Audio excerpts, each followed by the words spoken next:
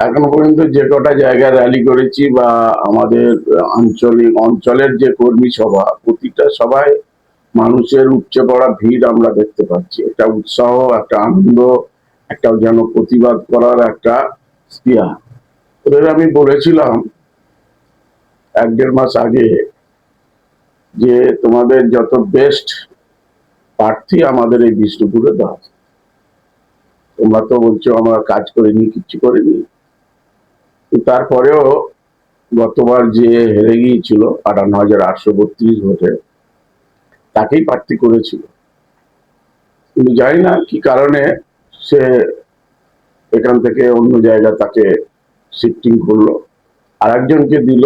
এখনো শুনছি নতুন একজন প্রার্থী দেবে, এখনো পর্যন্ত দেয়নি। এটা হচ্ছে সিদ্ধান্তহীনতা, বা এত বড় একটা পার্টি তারা কোন জায়গায় কোন সিট সেটা সম্বন্ধে তো তাদের ধারণা নেই।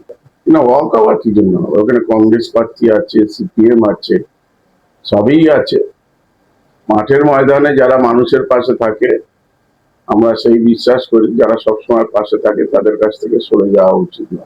তো আজকে ভালোবাসলে ঘৃণা করতে নেই, আর বিশ্বাস করলে আঘাত করতে নেই। এই আদর্শ নিয়ে আমরা চলেছি।